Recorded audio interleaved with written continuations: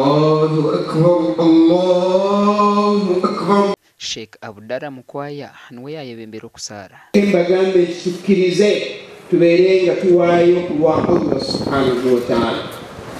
Ekisinzo tumalamu n'obutateekawo nkolagana wakati waffe ne Allah subhanahu wa ta'ala. Allahu akbar, Allahu akbar. Bigenda kukyuka bingi okusinziira ku mbeera y'obulamu n'ensi nga bwefaanana n'enkomerero nga bwe naatera okutuuka.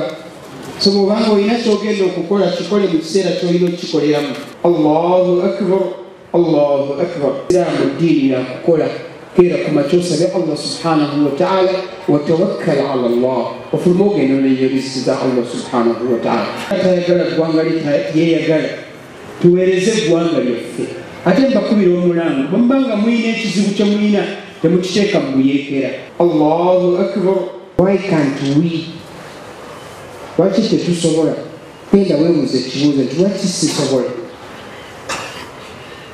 Tonywa mwenge, totamiira, tozannya zzaala. Lwaki tusobola?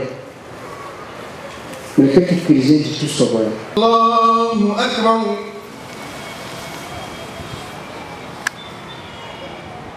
Allahu akbar. Omuganda omukusara idaha muzigiti gwa Ikrahu Mulimbarra abasiramu baraburwa. Abasiramu bashabwa kwetantara okuraganisa ebishuba.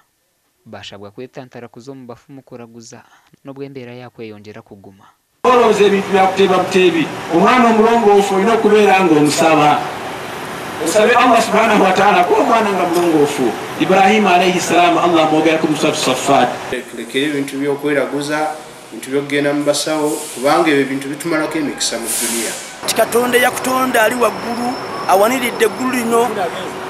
Katonda mu bwakatonda bw'ali omu bw'ati buli nsonga yonna gy'akola tana gwe yeebuuzaako. Otakituukiriza oba n'okyusa ndowooza nga wakiraganya bwota n'okyusa n'okiteeka wano eyo yonna oba okoze ensobi nnene. Ashiriki okuza omu bafumu n'ekintu kitakukiriza mizanjo gy'amaanyi munonga mu ddiini y'Obusiraamu. Kufa abakyala twewala ebintu bya shiriki ne tudda eri Allah. Gasha kwa Senyomo Gideon na Paulo Tuliamureba.